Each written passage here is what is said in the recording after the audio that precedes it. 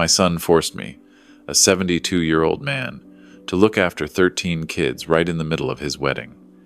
I clenched my teeth in silence, thinking nothing could be more humiliating.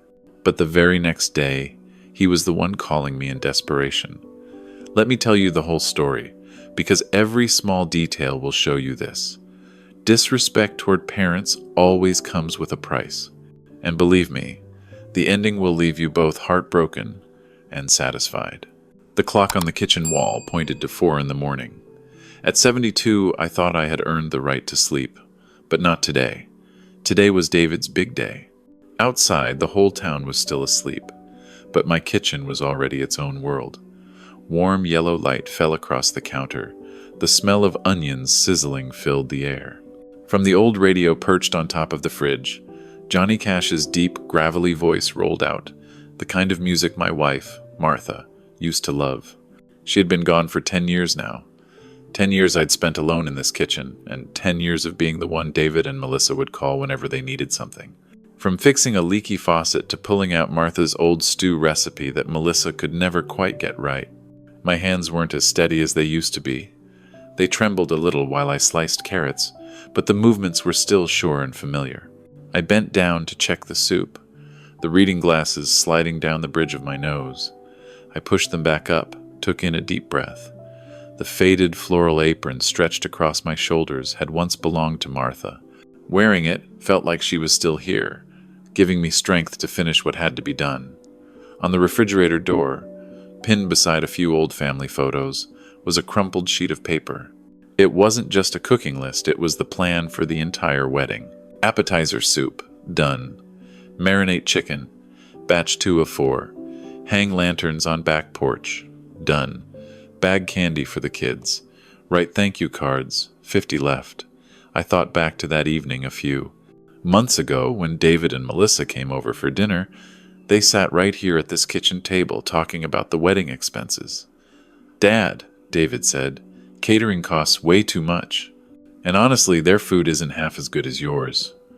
Melissa nodded eagerly. "That's true, Dad. Your roasted chicken is the best. If you could help us with the reception meal, it would mean so much. We'd save money, and it would feel more personal and warm." They even asked me to take care of the small decorations and prepare gifts for the kids. Of course, I agreed right away. They are young, just starting out in life. Saving a few $1,000s could give them a better honeymoon. Martha would have done the same. To me, this isn't a burden. It is an honor, a way for an old man like me to feel that I am still useful. The familiar knock at the door pulled me out of my thoughts. It was Helen.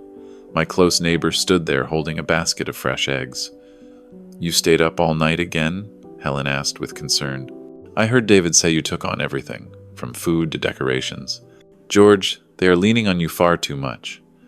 I chuckled, a tired smile on my face, but one that still held pride. "It is my honor, Helen. For my son, this is his big day. I have to make sure it's perfect." "Just make sure you don't collapse before the party even starts," she said, her eyes still filled with worry. I went back to work. I opened the jar of seasoning from Martha's family recipe and carefully rubbed it onto each piece of chicken. Every movement carried memories and love. I laid the salmon on the tray, my hands slightly trembling, yet the amount of seasoning was still exact. I sat down on the stool, my back aching, and patiently wrapped gummy candies for 13 children. I tied each bow flawlessly. Finally, there was the stack of thank you cards. My handwriting now was shaky and crooked, but I still wanted to write them myself. "Thank you for joining David and Melissa's celebration." Each card was a declaration of my love. I was the father of the groom, and I was proud to contribute to this happy day. When the first rays of dawn slipped into the kitchen, I let out a breath of relief. Everything was almost ready. I brewed myself a cup of hot tea, planning to sit on the porch for a while, enjoying the fresh air before starting to move things around. But just as I lifted the cup, the crunch of gravel outside told me David and Melissa's car had arrived. They must have stopped by to check on things. I smiled, ready to step out. Then I heard Melissa's giggle drift in from the porch. "Don't worry, I already told everyone. Just bring the kids. With Dad there, we won't have to worry about a babysitter." I froze. The tea in my hand suddenly went cold. My hands, which had only trembled from age and exhaustion, now shook for an entirely different reason: a babysitter. So that was it. The greatest honor I had felt, in their eyes, also came with a role I had never been asked about. I stood frozen behind the screen door, as if my legs had grown roots into the floor. The kitchen door was left slightly ajar to catch a bit of the morning breeze, and through that small opening, the words drifted in from the porch, sharp as shards of glass. My hands still carried the smell of onions, garlic, and spices, scents of love that only minutes ago I had been so proud of. Steam rose from my cup of tea, but the warmth no longer reached me. "I already told everyone." Melissa's voice rang out, bright and clear like a bell, yet now it sounded so foreign. "Just bring the kids along. With his dad there, it's like having a professional babysitter. Saves us thousands of dollars." Ashley, Melissa's older sister, laughed along, a crisp laugh that struck my ears like something brittle snapping. "Exactly. Your father-in-law really can do it all. He's the cook, the decorator, and now the babysitter. He's basically the full-time help for the wedding." The help, that word slid into me like a shard of ice, drawing no blood but freezing me from the inside. I held my breath, waiting. In a crazy moment of hope, I still trusted my son. I waited for David, the boy I had poured all my love into after Martha passed, to speak up. Surely he would object.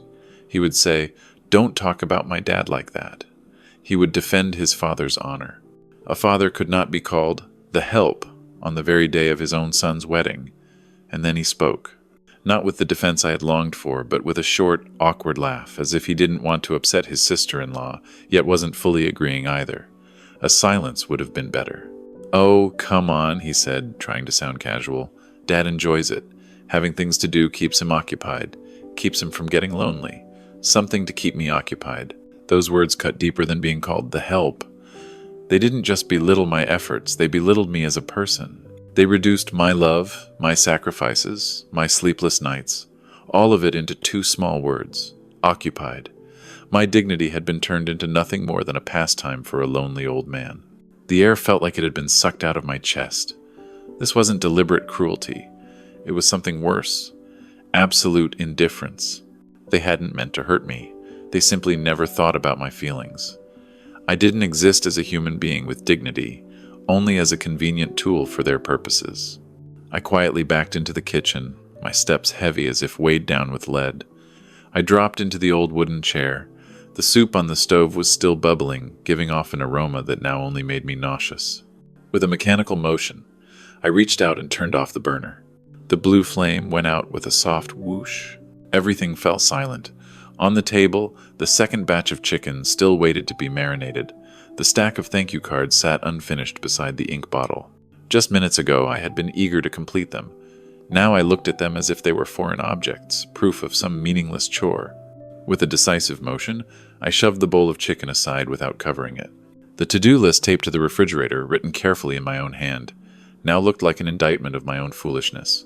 All my drive, joy, and love had evaporated in an instant, leaving only a pile of soulless tasks. And I no longer cared. I had let go. I sat there, motionless. The tea was stone cold. Patches, the cat, rubbed his head against my leg, meowing softly, but I stayed still, unable to respond to even that simple comfort. The yellow light shone on trays of food prepared with care. The roast chicken skin gleamed golden brown, the salad blazed with color, the salmon was dressed with fresh slices of lemon. All of it, just minutes earlier my pride, now looked like mockery. They were visible evidence of an old man's blindness. The sound of David and Melissa's car pulling away left behind an unnerving silence. I hadn't gone out to say goodbye. I couldn't. That night, I couldn't sleep. The kitchen became my prison. I sat there among the dishes, losing their freshness under the lights, staring up at Martha's photograph on the wall. Her gentle smile in the picture seemed to pierce my heart, asking questions I couldn't answer. I whispered, my voice hoarse with bitterness, "My love, I've turned what we had into something cheap." Was it because I gave too easily, without asking for anything in return, that it lost its value? Did I fail to teach our child to appreciate it? Close to midnight, after the anger had faded and only raw pain remained, There came a knock at the door, sharp and deliberate.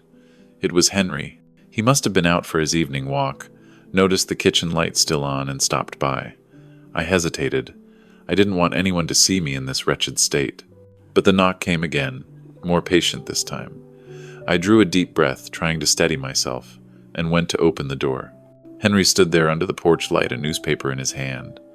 But he wasn't looking at the paper. He was looking straight at me. Then his eyes flicked into the kitchen, taking in the scene of untouched food, the cold soup on the stove. His thick brows furrowed. He didn't have to pepper me with questions. Decades of friendship had taught him when something was wrong. "George," he said in his deep voice, not a question but a statement of concern. "Something's going on, isn't it?" I meant to answer, to lie and say I was just tired. But when I saw the honest eyes of the only friend I had left, the wall I had built around myself crumbled. My throat closed up. A flood of humiliation and resentment I had held back for hours surged through me like a storm. My old shoulders began to shake. I couldn't get the words out. Henry didn't say another word. He just stepped back, holding the door open, a silent gesture that only old friends who understood each other completely could share. I crossed the threshold, feeling like a stranger returning from a lost war. The kitchen, once the warm heart of the house, now felt strangely cold. The smell of food still lingered, but it was no longer the scent of anticipation and joy. It was the smell of an effort that had become meaningless. I sat down in my familiar chair at the dining table, facing Martha's photograph. Henry closed the door, the click of the lock echoing dryly in the silence. He didn't sit right away. Instead, he walked to the kettle on the stove, checked it, and plugged it in to reboil the water. He was the only one besides me who knew exactly where I kept the jar of chamomile tea. 10 years ago, in those days right after Martha's funeral, it had been Henry who sat with me at this very table, quietly brewing cup after cup when I couldn't bring myself to speak. He set a steaming cup of chamomile tea in front of me, its gentle fragrance rising. His silence was a gift. It didn't judge, it didn't press. It simply existed, giving me a safe space where the pain could slowly spill out. I didn't look at Henry. My eyes were fixed on the kind smile of my wife in the photo, as if I were searching for her advice. "Darling," I whispered, my voice cracked and broken. I heard it all. I took a sip of tea. The warmth spread through my chest, but it couldn't drive away the cold rising from my heart. A hot tear slid down the wrinkled skin of my cheek and fell onto the oak table. Our son said that everything I did was just to pass the time. I repeated the words slowly, each one cutting my throat like shards of glass. His wife called me a servant. My voice faltered, heavy with shame and bitterness. All of this, Henry. The sleepless nights, the aching back, my love. In their eyes, it's nothing more than a lonely old man's pastime. Henry listened in silence, his eyes never leaving me. He didn't offer hollow comfort. He only nodded slightly, as if he understood everything. Then his voice came deep and steady. "George, you are not a servant. You are a good father. Maybe too good." He took a sip of tea and went on. "The fault isn't yours. The fault is theirs, for taking your kindness for granted. They've gotten so used to receiving that they've forgotten how to appreciate."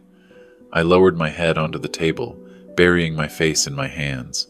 My old shoulders shook uncontrollably.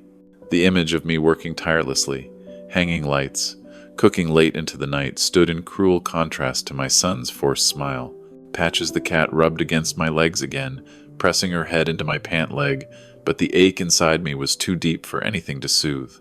The ticking of the old clock on the wall echoed steadily, second after second, as if it were counting down to a collapse. I had failed. As a father, I had failed to teach my children about gratitude. Henry placed his hand on my shoulder, a light but steady pat. "George, listen to me. You have given too much already. You have given so much that they think it is your duty. Sometimes, the only way for people to see the light is when you turn off your own lamp." Those words rang in my head like a bell. Turn off your own lamp. They sank into me, slowly but powerfully. In the ashes of sorrow and disappointment, my old friend's words sparked a flame. Anger began to rise. No longer passive pain, but a cold, determined strength. I was not wrong. My love for my children, the love Martha and I had nurtured, was not wrong. The wrong was that I had allowed them to take it for granted, to trample on it. I slowly raised my head, wiping the tears from my face with the back of my hand. My eyes were no longer hollow and hopeless. When I looked at Henry, then at my wife's photograph, a sharp glint flashed in the yellow light of the kitchen. "You're right, Henry," I said, my voice steady once again. "It's time to turn off the lamp," I whispered, like a promise to Martha, and more importantly, to my own dignity. "No, this time I won't let it go. Our love, my sacrifice, deserves respect." Henry looked at me, a rare faint smile appearing on his lips. He lifted his teacup. "To respect," he said. I lifted my cup and clinked it lightly against his. "To respect," I repeated, and for the first time tonight I felt a bit of strength returning. Dawn broke after a long sleepless night. I stood in front of the bathroom mirror, staring at my own reflection. My face was carved with deep lines of fatigue and pain, but my eyes told a different story. They were no longer hollow and hopeless like they had been the night before. They were clear, calm, and carried a cold determination.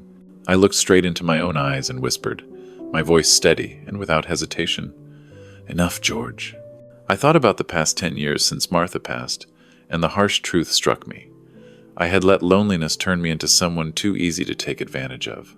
David and Melissa treated this house like a convenient stopover. When their car broke down, they called me.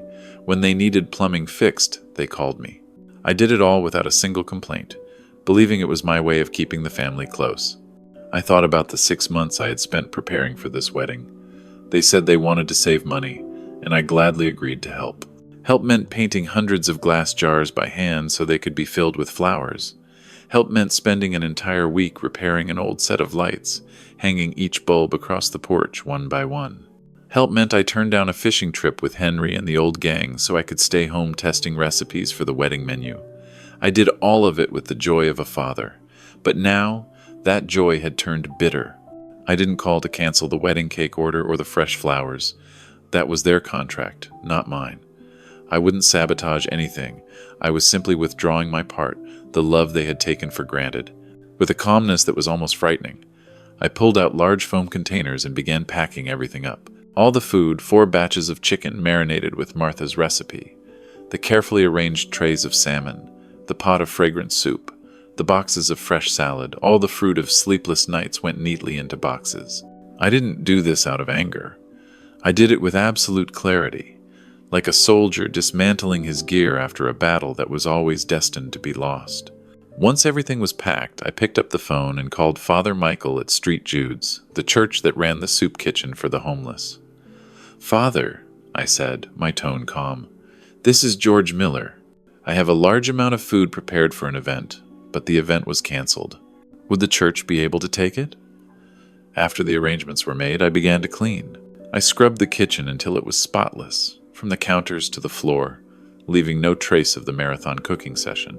The kitchen returned to its usual stillness, as though no feast had ever been prepared here. Finally, I carefully removed Martha's old apron.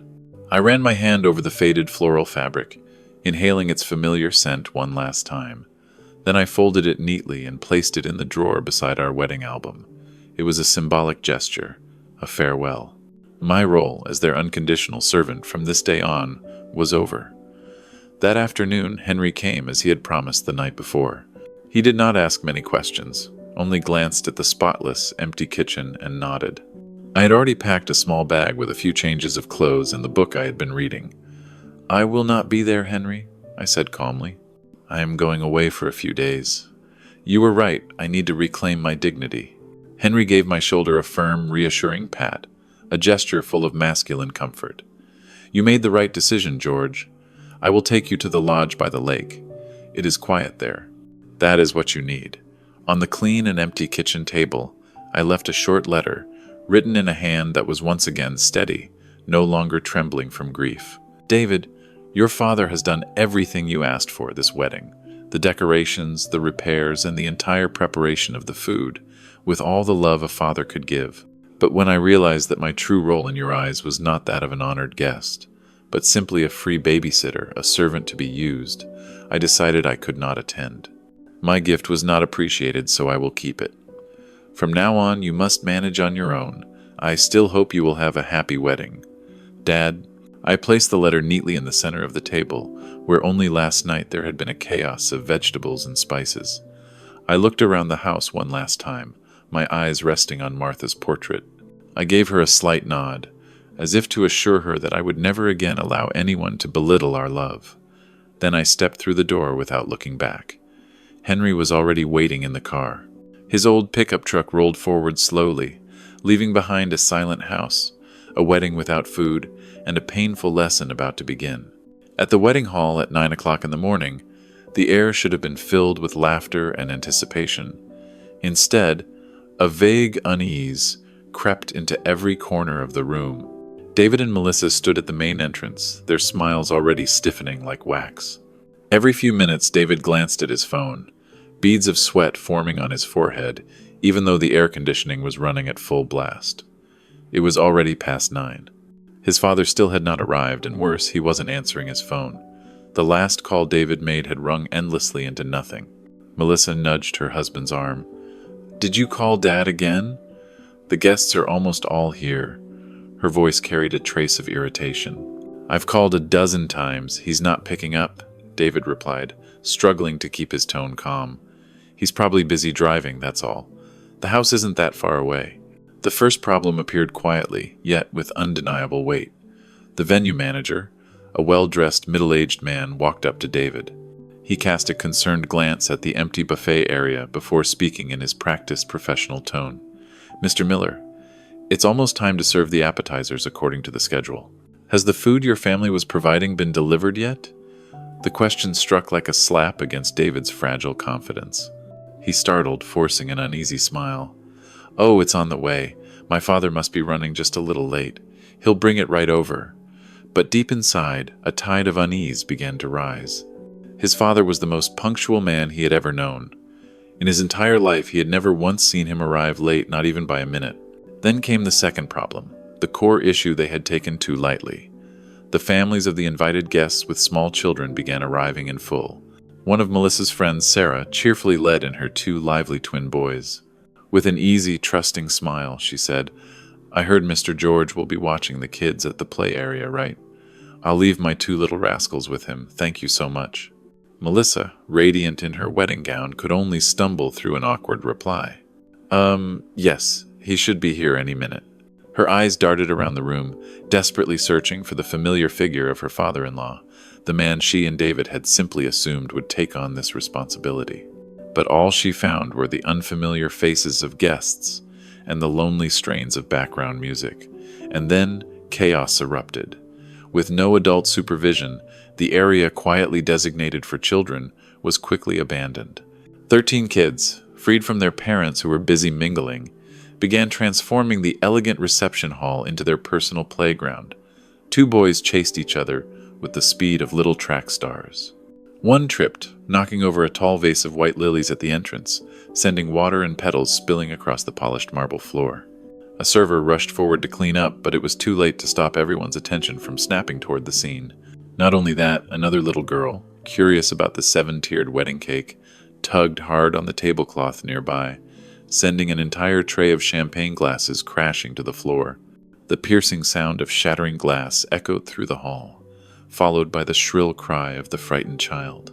The cheerful atmosphere of the wedding was quickly replaced by children screaming, impatient parents scolding angrily as their ruined celebration slipped away, and a rising wave of whispers spreading across the room. "Why isn't anyone watching the kids? What kind of planning is this? I thought the groom's father was supposed to take care of this." Melissa turned pale. Her pristine white gown suddenly seemed out of place. The flawless makeup could not hide her confusion and shame. She tried to soothe a crying child, but it was useless. Ashley, her older sister, leaned close and whispered in her ear, "This is so embarrassing. Everyone is staring. How could your father-in-law be so irresponsible?" The words poured salt into the wound, and Melissa felt on the verge of tears. David's face burned red, half from anger, half from confusion and humiliation. He pulled out his phone and frantically dialed his father. 10 calls, 20 calls. All he heard in return was the endless, ringing tone. A terrifying truth began to sink in. Maybe his father wasn't just running late. Maybe he wasn't coming at all. And if that was the case, it would be entirely his fault. Somewhere else, more than an hour's drive away, in a quiet lakeside cafe, my phone vibrated violently on the table. The screen lit up again and again with the same message. David is calling. I sipped my hot tea, staring out at the still water where tiny ripples shimmered under the morning sunday. Henry sat across from me, pretending to read the morning paper, but I knew he was paying attention. His steady presence was an anchor I could lean on. I had let the phone buzz for nearly half an hour, long enough for their panic to reach its peak. At last, I decided the moment had come. I drew a deep breath and answered. On the other end, my son's frantic, almost pleading voice came through, tangled in the sound of crying and chaos. "Dad, where are you?" I sat upright in the wicker chair, keeping a calm demeanor.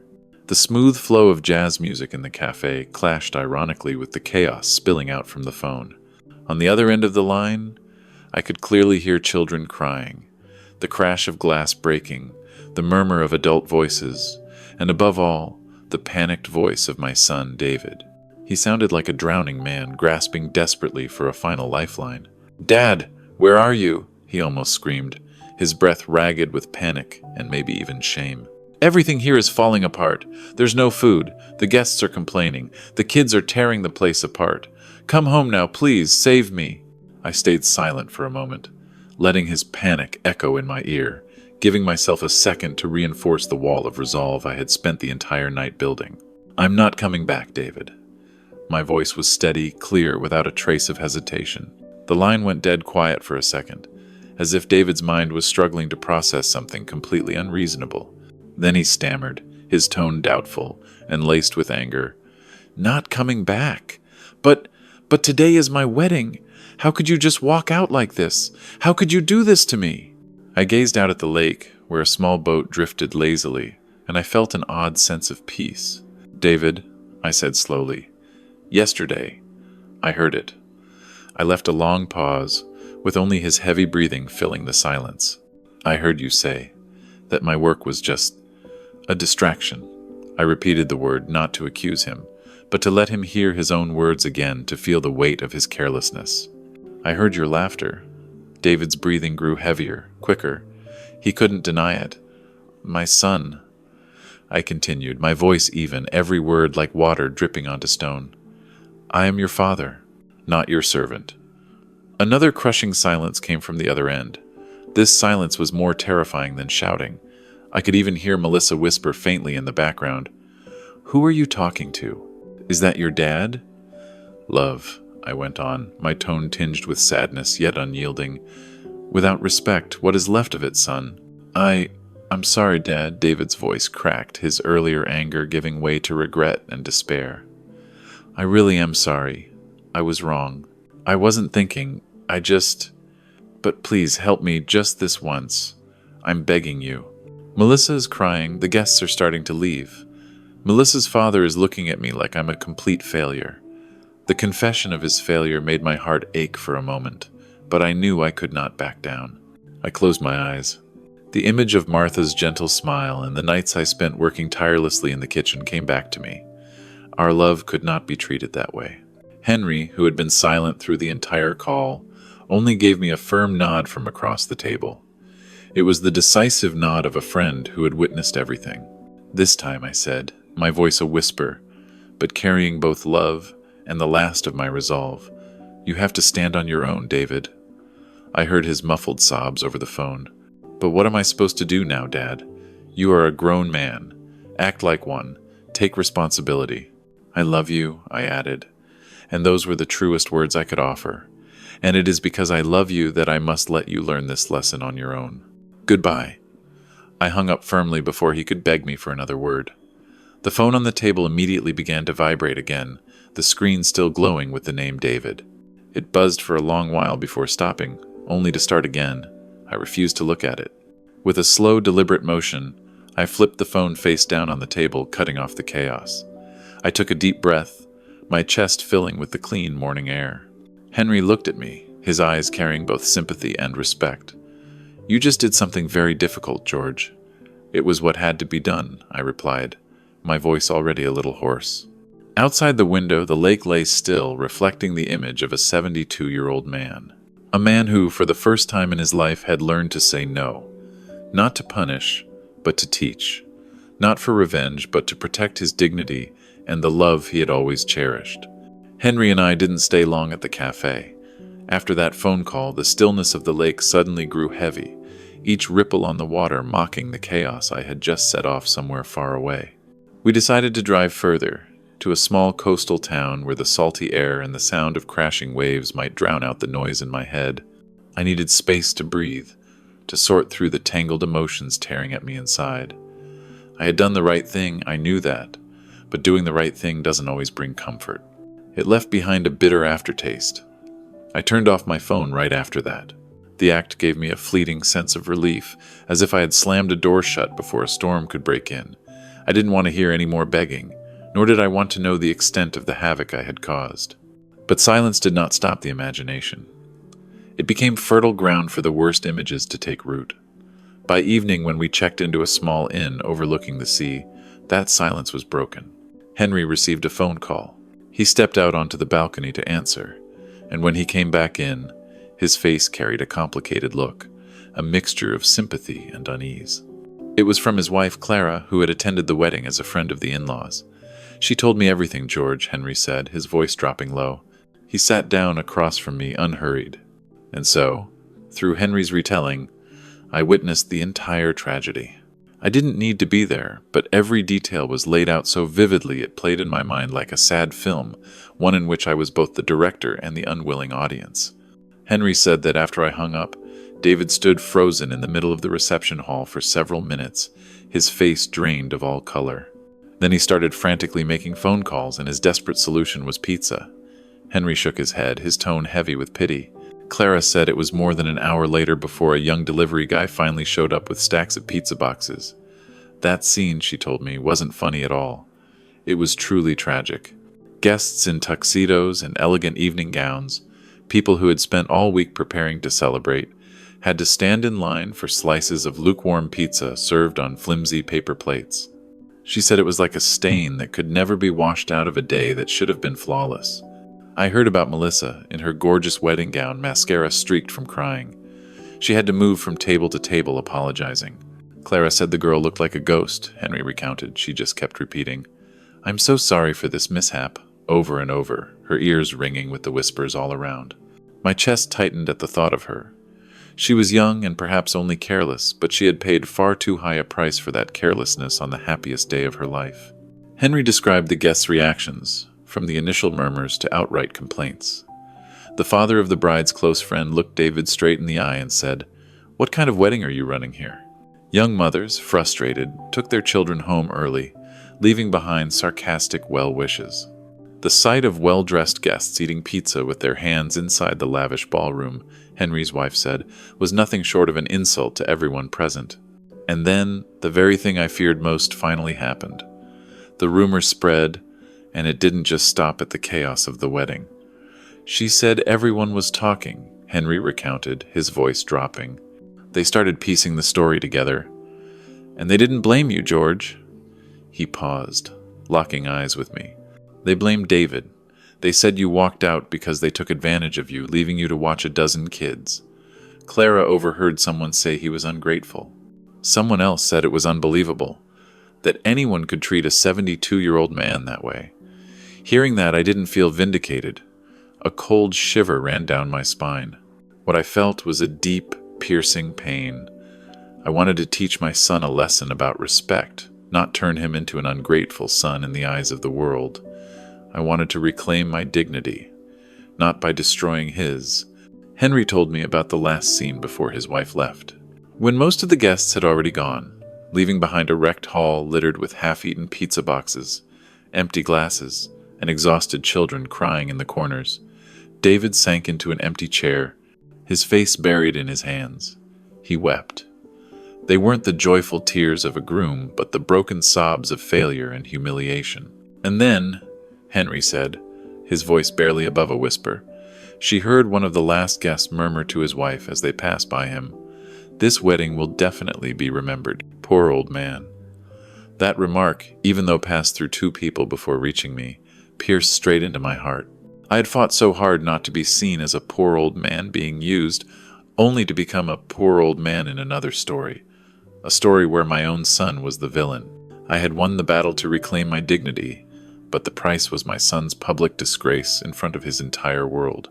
That night, lying in an unfamiliar motel bed, with the sound of ocean waves murmuring outside, I found no comfort. I tossed and turned with only one question echoing in my mind, a question that repeated itself until dawn broke. Was it worth it? I came back home after 3 days.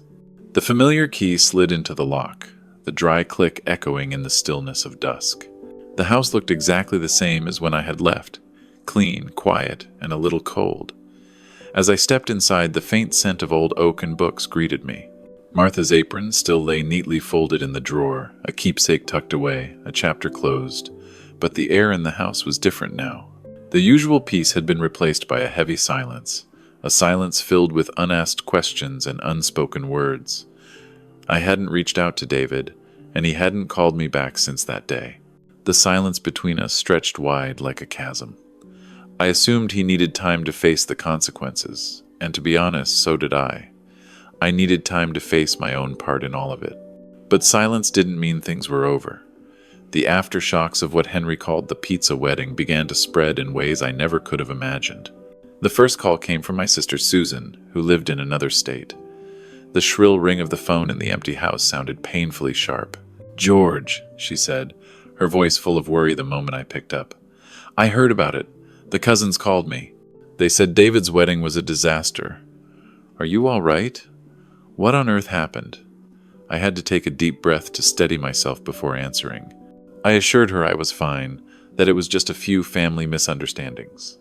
I didn't go into detail, but I knew the story had already traveled farther than I thought, growing arms and legs, running wild through the family tree. Then came the neighbors. When I went out to mow the lawn the next morning, I could feel the shift. They didn't wave as casually as they used to. They looked at me differently, with a mix of sympathy, curiosity, and that hint of pity I despised the most. Mrs. Johnson from down the street brought over a plate of apple pie, her voice soft as she said, "Just so you know, everyone is behind you, George. You did the right thing." Their kindness warmed me, but it also forced me to face an uncomfortable truth. My family's story had become public talk around town. I had defended my dignity, but I had lost my privacy. Now, every time I stepped outside, I felt like I was carrying an invisible sign on my back. But what weighed on me the most was when Henry told me what he had heard about David and Melissa through bits and pieces his wife had picked up. He said that David's father-in-law, a man I had always respected, had called his son-in-law. He didn't yell, he didn't scold, he only said one single sentence, heavy with disappointment. "I am very disappointed in you, David." For a young man who had always wanted to prove himself to his wife's family, those words were harsher than 1,000 criticisms. Henry also told me that a few close friends had started keeping their distance.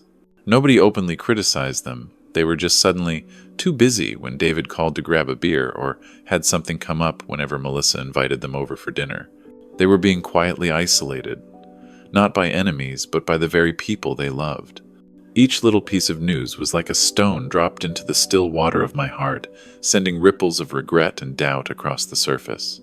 I sat alone in the kitchen, the place where everything had begun, and I asked myself, I wanted to teach my son a lesson about respect, but did I really want to ruin his social life?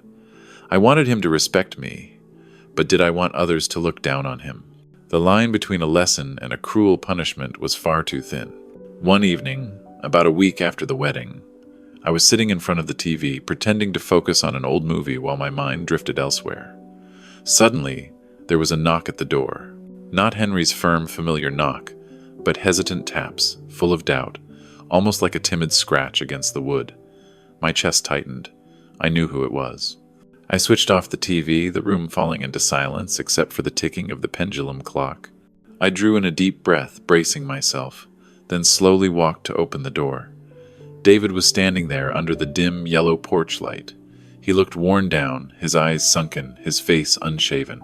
We just stood there in silence. A minute, or maybe an eternity. I didn't invite them in. They didn't dare cross the threshold. My anger had faded long ago, leaving only a deep sorrow as I looked at my son in such a broken state.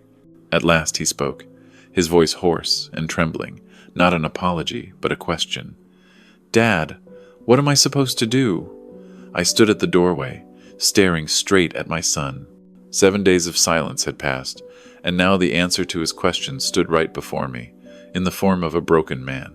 David stood there under the dim yellow porch light, looking haggard, his eyes sunken, his unshaven beard making his face gaunt. He seemed to have aged 10 years in just 1 week. Melissa stood slightly behind him, a shadow of herself, her face swollen from crying, unable to look me in the eye. I didn't invite them in. I didn't say a word. I just stood there, my arms hanging loosely at my sides, letting the silence do its work. My silence, I knew, was heavier and more terrifying than any scolding could ever be. It was an emptiness filled with disappointment, with pain, and with a boundary newly drawn. David drew in a shaky breath, as if trying to summon whatever courage he had left. His voice was hoarse and fractured. "Dad, I came to apologize. I was wrong. I messed everything up." His confession focused only on the aftermath, on the chaos, on the visible wreckage of a wedding. He still didn't understand. Melissa's voice followed, choked and barely audible, like a whisper carried by the wind. "We were selfish, Dad. We're truly sorry." Their apology, sincere in the way they knew how, pierced me in another way. I shook my head slowly, a small gesture that carried the weight of an entire sky of disappointment. "You're wrong," I said, my voice calm but sharp, not with anger, but with the pain of a truth exposed. "But you're not wrong because you ruined a wedding, David. A wedding is just a party. It can be fixed, it can be forgotten. Your mistake runs much deeper than that." I paused, locking eyes with him. "You're wrong because you treated your father's love, the unconditional love I've given you all your life, as something to exploit. You took it, put a price tag on it, and decided it was worth no more than the wages of a hired servant." I turned away, partly because I couldn't bear to look at his tormented face, partly because I needed strength from the only place I had left. I looked at Martha's photo on the wall. Her smile was still there, gentle and unchanged, but to me it now seemed stained with sorrow. "Your mother taught us about respect," I said, my words aimed toward the picture. How heartbroken she would be to know her husband was treated by his own son like a servant, mocked behind his back in this very house. Our cat, Patches, seemed to sense something. It stepped out from inside the house, weaving around my legs, brushing its soft fur against my pants like a silent show of support. Its eyes darted cautiously toward the 2 uninvited guests.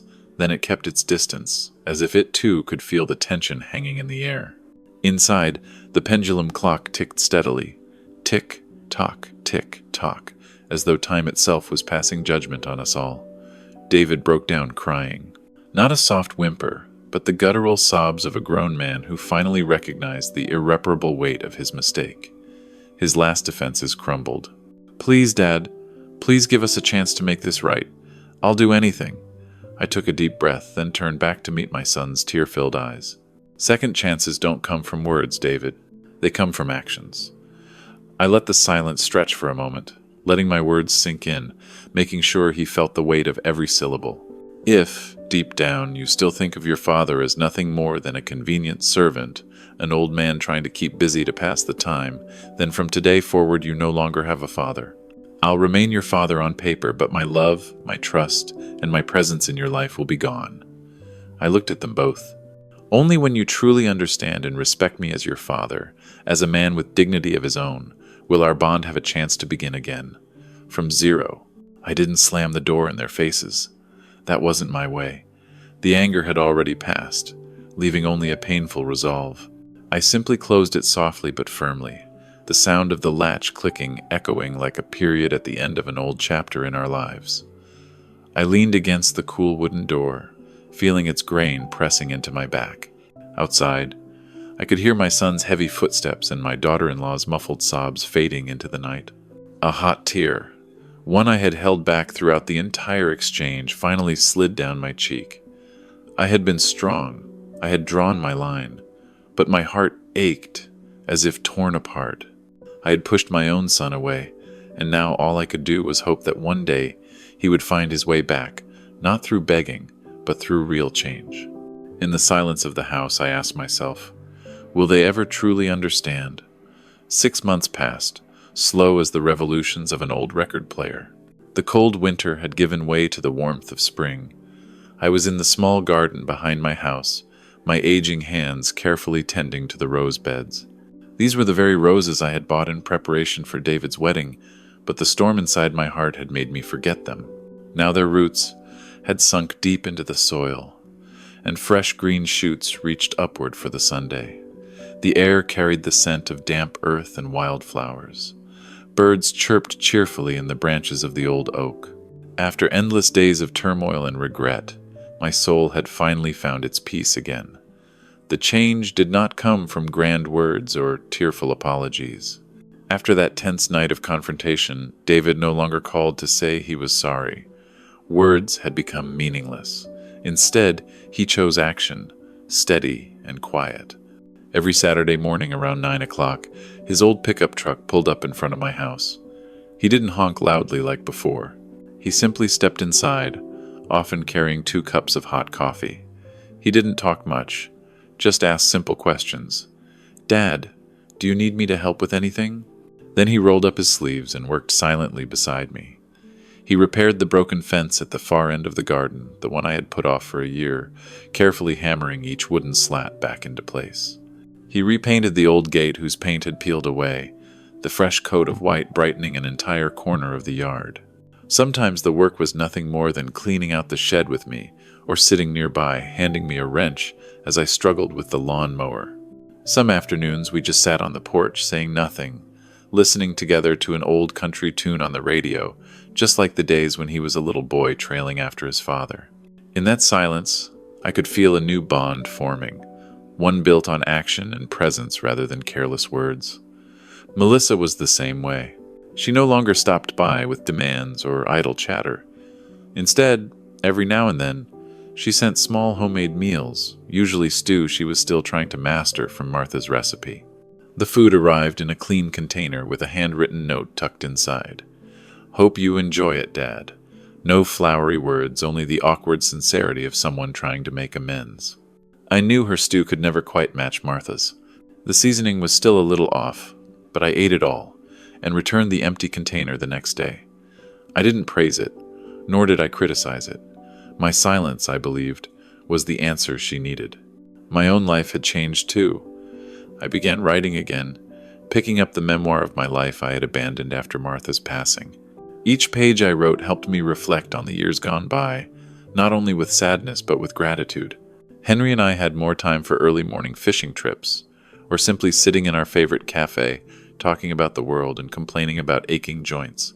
I found joy again in simple things, pleasures that were mine alone, not for anyone else's satisfaction. The kitchen was no longer a place for hosting large gatherings, but a space where I pursued my own passions. Sometimes I baked a batch of chocolate chip cookies just to give to the neighborhood kids, and their bright laughter when they received them was pure and complete joy. One beautiful Sunday afternoon, while David and I were pulling weeds from the rose garden, he suddenly stopped.